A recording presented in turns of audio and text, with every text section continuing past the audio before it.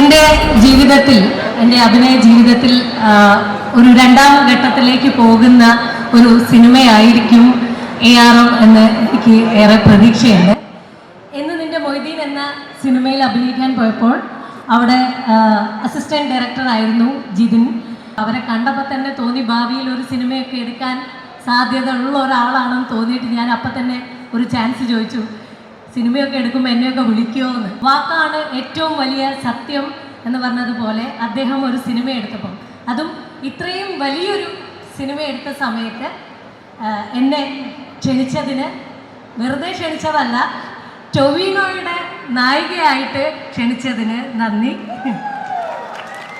ആ ക്യാരക്ടറിന് വേണ്ടിയിട്ട് ടൊവി ഫിസിക്കലി മാത്രമല്ല, ഞാൻ ടൊവിനോ തോമസ് എന്ന് പറഞ്ഞിട്ടുള്ള ഒരു നായകൻ്റെ കൂടെ അഭിനയിക്കുകയാണെന്ന് എനിക്ക് തോന്നിയില്ല. എൻ്റെ കൂടെ ഏതോ ഒരു തിയേറ്റർ എനർജി, ഒരു തിയേറ്റർ ആക്ടറിൻ്റെ കൂടെ പെർഫോം ചെയ്യുമ്പോൾ ഉണ്ടായിട്ടുള്ള അത് പറയുമ്പോൾ തന്നെ എനിക്ക് ആ ഒരു ഫീൽ കിട്ടുന്നുണ്ട്. അങ്ങനെയുള്ള ഒരു പെർഫോമൻസ് ആസ് എൻ ആക്ടർ എന്നുള്ള രീതിയിൽ അദ്ദേഹം അടുത്ത ലെവലിലേക്ക്, ഒരു സൂപ്പർ സ്റ്റാറിന് അപ്പുറത്തേക്ക് ഒരു മലയാള സിനിമയിൽ നമുക്ക് പകരം വയ്ക്കാനില്ലാത്തവർ ഞങ്ങളെല്ലാവരും ഏറെ പ്രതീക്ഷയോടുകൂടി കാത്തിരിക്കുകയാണ്. അപ്പം നിങ്ങളെല്ലാവരും 3Dയിൽ തന്നെ നല്ല തിയേറ്ററിൽ പോയിട്ട് ഇത് എക്സ്പീരിയൻസ് ചെയ്യണം. ജിതിനി സിനിമ കൊണ്ട് കാട്ടിയപ്പോൾ ഞാൻ പറഞ്ഞു, ഇതൊരു പാൻ ഇന്ത്യൻ സിനിമയായിട്ട് നമുക്ക് ഇതിനെ അവതരിപ്പിക്കണം.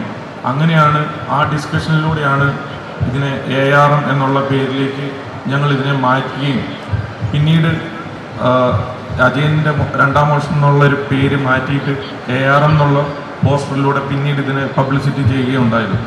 അപ്പോൾ എൻ്റെ ഭാര്യ എന്നോട് ചോദിച്ചു, എന്തുകൊണ്ടിട്ടാണ് ARM എന്ന് മാറ്റിയെന്ന്. ഞാൻ പറഞ്ഞു, എൻ്റെ രണ്ടും കൽപ്പിച്ചുള്ള മോഹം എന്നാണ് ഞാനിതിനെ ഉദ്ദേശിച്ചിട്ടുള്ളതെന്ന് ഞാൻ പറയുകയുണ്ടായി. സെപ്റ്റംബർ മാസമാണ്, ഓണത്തിനാണ് റിലീസ് ചെയ്യുന്നത്. അപ്പോൾ ഒരു സിനിമയുടെ പോസ്റ്റ് പ്രൊഡക്ഷൻ എന്ന് പറയുന്നത് തന്നെ ഏകദേശം 1.5 കൊല്ലത്തോളം എടുത്തു. ഈ 1.5 കൊല്ലത്ത് സാധാരണഗതിയിൽ നമുക്കൊരു 3-4 സിനിമകൾ നിർമ്മിക്കാനായിട്ട് സാധിക്കും. സാധാരണഗതിയിൽ അത്രയും സമയം തന്നെ ഇതിൻ്റെ പോസ്റ്റ് പ്രൊഡക്ഷൻ എടുത്തിട്ട് അത്രയും സമയം ഇതിനു വേണ്ടിയിട്ട് സ്പെൻഡ് ചെയ്തിട്ടുണ്ട്. ഇതിൻ്റെ പോസ്റ്റ് പ്രൊഡക്ഷൻ ആയിക്കോട്ടെ.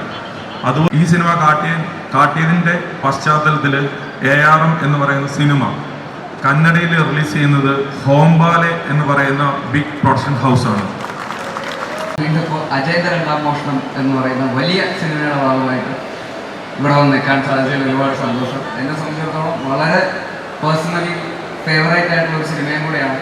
കാരണം ഇതിലെ മെയിൻ ആയിട്ടുള്ള രണ്ടാൾക്കാർ, ഇതിൻ്റെ ഡയറക്ടറും ഇതിൻ്റെ മെയിൻ ലീഡ് ആക്ടറുമായിട്ടുള്ള രണ്ടുപേരെന്ന് പറയുന്നത് എനിക്കും എൻ്റെ സിനിമാ ജീവിതത്തിൽ വളരെയധികം എന്താ പറയുക, അത്രയും ക്ലോസ് ആയിട്ട് ഞാൻ കാണുന്ന, എൻ്റെ ജേർണിയിൽ ഒരുപാട് കൂടെ ഉണ്ടായിരുന്ന ആൾക്കാരാണ്. ആദ്യത്തെ സിനിമ ചെയ്യാൻ പോകുന്ന ഒരു ഡയറക്ടറിന് വേണ്ടിയിട്ട് ഒരു ആക്ടർ 100-150 ദിവസമാണ് ഈ രാത്രിയും പകലും കിടന്ന് കഷ്ടപ്പെട്ട് പണിയെടുക്കുന്നത്. അപ്പോൾ അത്രയും ദിവസം ഒരു എഫേർട്ട്, ഒരു ജീവിതത്തിൻ്റെ ഒരു മെയിൻ ഫേസ് തന്നെ അയാൾക്ക് വേണ്ടി ഡെഡിക്കേറ്റ് ചെയ്ത് അയാളെ വിശ്വസിച്ച് മുന്നിട്ട് ഇറങ്ങാമെന്ന് പറയുന്നത് ആ ഡയറക്ടർക്ക്, ആ അഭിനയിതാക്കളെയും അതുപോലെ തന്നെ കൂടെ വർക്ക് ചെയ്യുന്ന ടെക്നീഷ്യൻസ്, ഇതിൻ്റെ ക്യാമറാമാൻ മുതൽ എഡിറ്റർ മുതൽ മ്യൂസിക് ഡയറക്ടേഴ്സ്, എല്ലാ ടെക്നീഷ്യൻസിനെയും ഒക്കെ കൺവിൻസ് ചെയ്ത് ഒരു കുടക്കീഴിൽ എല്ലാവരെയും തൻ്റെ വിഷനിനോട് ചേർത്ത് പിടിച്ചുകൊണ്ട് കൊണ്ടുപോകുക എന്ന് പറയുന്നത് ഒരു ഡയറക്ടർ എന്നുള്ള രീതിയിൽ ഭയങ്കരമായിട്ടുള്ള കമ്മിറ്റ്മെൻറ്റും ഡെഡിക്കേഷനും, മെൻ്റലി കുറേ കൂടെ നമ്മൾ സ്റ്റേബിൾ ആയിരിക്കണം. ഈ പറയുന്ന ഭയങ്കര പ്രഷർ നമുക്ക് വരുന്ന സിറ്റുവേഷൻസ് ഉണ്ടാവും.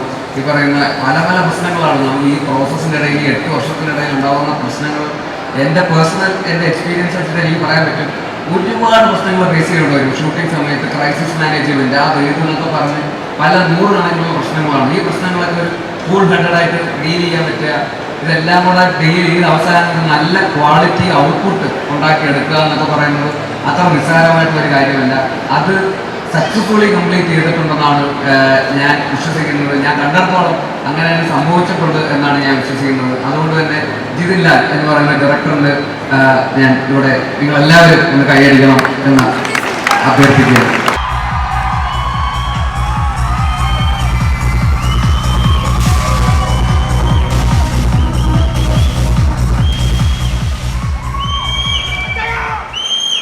ഹലോ, എല്ലാവർക്കും നമസ്കാരം.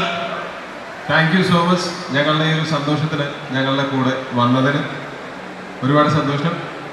നേരത്തെ യൂണീക്ക് എന്ന് പറഞ്ഞിട്ട് ഞങ്ങളുടെ സ്റ്റൈലിസ്റ്റ് ചതിച്ചാണ് എനിക്കും ബേസിലും ഒരേ കളറിലുള്ള ഷർട്ടും പാൻറ്റും ഷൂസും തന്നത്. മസ്റ്റർ ഹംസയ്ക്ക് നന്ദി. അത് ഒരേ പരിപാടിക്ക് ഇട്ട് വരാൻ വാച്ചും. അപ്പോൾ ഈ സിനിമയെ പറ്റി, ഈ സിനിമയുടെ ഭാഗമായിട്ടുള്ള എല്ലാവരും കുറേ സംസാരിച്ചു. ഇതൊക്കെ തന്നെയാണ് ഞാനും സംസാരിക്കാൻ വെച്ചിരുന്നത്.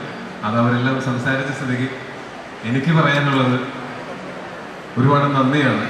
ഇത്രയും കാലം സപ്പോർട്ട് ചെയ്തതിന് നിങ്ങളോടെല്ലാവരോടും നന്ദി. അതോടൊപ്പം എന്നും എന്നെ ഞാൻ വിശ്വസിച്ചതിനേക്കാൾ കൂടുതൽ വിശ്വസിച്ചിട്ടുള്ള എൻ്റെ കൂട്ടുകാരാണ് എനിക്ക് നല്ല സിനിമകൾ തന്നിട്ടുള്ളത്. അതിലൊന്ന് ബേസിൽ, അടുത്ത് ജിതിൻ, മുമ്പും ഈ തല്ലുമാലയും ഒക്കെ ചെയ്യുന്ന സമയത്ത് എനിക്ക് ചെയ്യാൻ പറ്റുന്ന കാര്യങ്ങൾ എന്ന് ഞാൻ വിചാരിച്ചിരുന്ന കാര്യങ്ങളെക്കാൾ കൂടുതൽ എന്നെക്കൊണ്ട് ചെയ്യിക്കുന്ന നല്ല സംവിധായകനായിട്ടുള്ള സുഹൃത്തുക്കളുണ്ടായത് എൻ്റെ വലിയ ഭാഗ്യമായിട്ട് ഞാൻ കാണുന്നു. കുറേ കാലങ്ങളായിട്ട് ഈ സിനിമയെ പറ്റി സംസാരിക്കുന്നതാണ്. എൻ്റെ കഴിഞ്ഞ ഒരു 4-5 സിനിമകളുടെ റിലീസിൻ്റെ സമയത്ത് എൻ്റെ അടുത്ത് ഇതിൻ്റെയും എമ്പുരാൻ്റെയും അപ്ഡേറ്റ്സ് ചോദിച്ചിരുന്നു. അപ്പോൾ ഈ സിനിമയെ നിങ്ങൾ ശ്രദ്ധിച്ചതിൽ ഒരുപാട് നന്ദി. ഇത്രയും കാലം ഈ സിനിമ എടുക്കുക എന്ന് പറയുന്നത് ഒട്ടും എളുപ്പമുള്ള ഒരു പ്രോസസ്സ് അല്ലായിരുന്നു. ഇതിനെ ആ ഒരു ചിന്തയിൽ നിന്ന് എഴുത്തിലേക്കും, എഴുത്തിൽ നിന്ന് വിഷ്വലിലേക്കും എത്തിക്കുന്നതിൽ ഇപ്പോൾ അതിൻ്റെ അവസാന മിനിക്കുമണികളാണ് നടന്നുകൊണ്ടിരിക്കുന്നത്.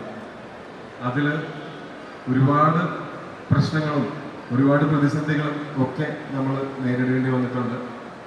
അതിനെല്ലാം നമ്മൾ ഒരു കൂട്ടമായിട്ട് നിന്ന് തരണം ചെയ്യാൻ പറ്റി. ആ തരണം ചെയ്തതിൻ്റെ ഭാഗമായിട്ട് വലിയൊരു സൗഹൃദം ഞങ്ങളുടെ എല്ലാവരുടെയും ഇടയിൽ ഉണ്ടായിട്ടുണ്ട്. അപ്പോൾ അത് നിങ്ങൾക്ക് സിനിമയിൽ റിഫ്ലക്ട് ചെയ്യുന്നതും കാണാം. ഇനി ഈ സിനിമ സെപ്റ്റംബർ 12-ാം തീയതി മുതൽ നിങ്ങളുടെ കയ്യിലേക്ക് ഞങ്ങൾ തരികയാണ്. ഒരേ ഒരു അഭ്യർത്ഥന, കഴിയുമെങ്കിൽ ഈ സിനിമ 3Dയിൽ തന്നെ കാണാൻ ശ്രമിക്കുക. അപ്പോൾ ഞങ്ങൾ ഓഫർ ചെയ്യുന്നത് എന്താണോ അതിനെ ഒരു പൂർണ്ണതയിൽ നിങ്ങൾക്ക് ആസ്വദിക്കാൻ സാധിക്കുക. അപ്പോഴായിരിക്കും ഒരു 5 ഇഞ്ച് സ്ക്രീനിൽ കണ്ടാൽ 3Dയിൽ കാണുന്നതും 5 ഇഞ്ച് സ്ക്രീനിൽ മൊബൈലിൽ കാണുന്നതും തമ്മിൽ ആനയും ആടും തമ്മിലുള്ള വ്യത്യാസം ഈ സിനിമയുടെ ആസ്വാദനത്തിൽ ഉറപ്പായിട്ടും ഉണ്ടായിരിക്കും. പ്രധാനമായിട്ടും ഇത്രയൊക്കെ കാര്യങ്ങളാണ് പറയാനുള്ളത്. ഇനി തുടർന്ന് ഈ സിനിമയുടെ അപ്ഡേറ്റ്സും, ഈ സിനിമയുടെ ഇതിപ്പോൾ തുടക്കമാണ്, ആദ്യത്തെ ഇവൻ്റാണ് ഈ സിനിമയുടെ. നേരത്തെ പറഞ്ഞതുപോലെ ഞങ്ങൾ ആഗ്രഹിച്ചിരുന്ന പോലെ ഞങ്ങളുടെ പ്രൊഡ്യൂസർ ഞങ്ങൾക്ക് എല്ലാ ഇൻഡസ്ട്രിയിലെയും ഏറ്റവും നല്ല ആൾക്കാരെ ഡിസ്ട്രിബ്യൂട്ടേഴ്സായിട്ട് തന്നിട്ടുണ്ട്.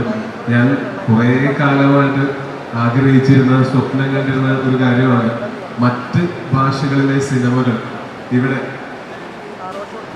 നമ്മുടെ ഒരു മലയാളം സിനിമയോടൊപ്പം മലയാള സിനിമ റിലീസ് ചെയ്യുന്ന അത്രയും പ്രാധാന്യത്തോടു കൂടി തന്നെ റിലീസ് ചെയ്യപ്പെടുന്നത് നമ്മൾ കഴിഞ്ഞ കുറേ വർഷങ്ങളായിട്ട് കാണുന്നുണ്ട്. അതേപോലെ നമ്മുടെ മലയാളം സിനിമയ്ക്ക് അതിനുള്ള അർഹതയുണ്ടെന്നാണ് ഞാൻ വിശ്വസിക്കുന്നത്. മലയാളം സിനിമകൾ മറ്റ് ഇൻഡസ്ട്രികളിൽ അവിടെ ശ്രദ്ധിക്കപ്പെടുന്ന പോലെ സംസാരിക്കപ്പെടുന്നുണ്ട് ഓൾറെഡി. പക്ഷെ ഇതിനേക്കാൾ സംസാരിക്കപ്പെടുന്ന രീതിയിൽ അവിടെ എത്തിക്കാനായിട്ട് നമുക്ക് നല്ല ഡിസ്ട്രിബ്യൂട്ടേഴ്സിന് ഒരുക്കി തന്ന പ്രൊഡ്യൂസർക്ക് പ്രത്യേകം നന്ദി. ഇനി എല്ലാം നിങ്ങളുടെ കയ്യിലാണ്. ഞങ്ങളുടെ ഭാഗത്ത് നിന്ന് ചെയ്യാനുള്ളതൊക്കെ ഓൾമോസ്റ്റ് ചെയ്ത് കഴിഞ്ഞു. ഇഷ്ടപ്പെടുകയാണെങ്കിൽ നിങ്ങൾ 3Dയിലോ 2Dയിലോ ഒക്കെ ഈ സിനിമ കണ്ടിട്ട് ഇഷ്ടപ്പെടുകയാണെങ്കിൽ പ്ലീസ് സ്പ്രെഡ് ദ വേർഡ്. അത് ഞങ്ങൾക്കും വലിയ ഉപകാരമായിരിക്കും. Thank you so much.